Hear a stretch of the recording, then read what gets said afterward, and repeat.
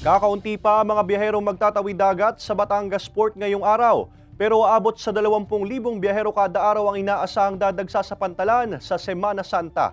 Para sa pinakahuling sitwasyon sa Batangas Port, nakatutok live si Paul Hernandez. Paul?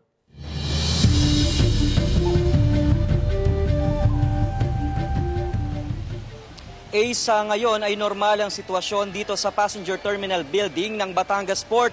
Nagkakapila man ngayon sa ticketing office, mabilis itong nababawasan o di kaya'y nawawala. Mabilis nakabili ng ticket si Dennis pauwi sa Odjongan sa Romblon. Maluwag at hindi pa kasi rush hour sa Batangas Port ngayong araw. Yung bagsak ng pasahero ba? Kasi next week, kung next week pa kami aalis dito, so mahirap na po.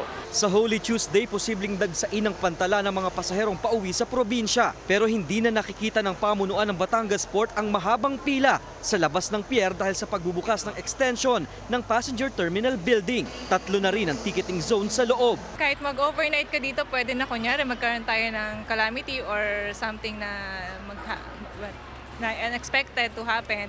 Pwede ka magstay dito kasi sobrang laki niya. Kailangan magpaalis tayo, episyente yung pagpapaalis ng barko.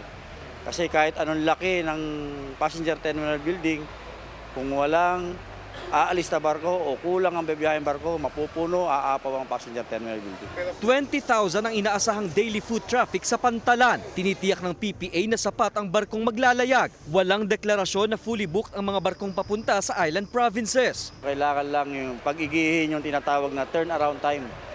No, kaya nga yan katulad, ang Marina nag-issue ng relaxation order. Dapat advantageous yun sa ating mga pasahero. Bawal pa rin ang patalim, flammable material at chicken and pork products bilang pag-iingat sa ASF at bird flu. Papayagang isama ang alagang hayop sa biyahe basta't may permit mula sa Bureau of Animal Industry. Para safe din sa mga ibang pasahero, para ma-check din nila. Requirements talaga o lahat ng mga animals na pumapasok dito sa Batangas Port. Paalala naman ng PPA sa mga may-ari ng food stalls, tiyakin ang kalinisan ng pagkaing ibinebenta sa mga customer.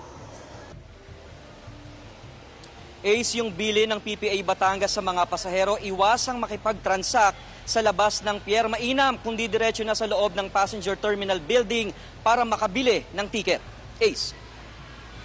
Maraming salamat, Paul Hernandez.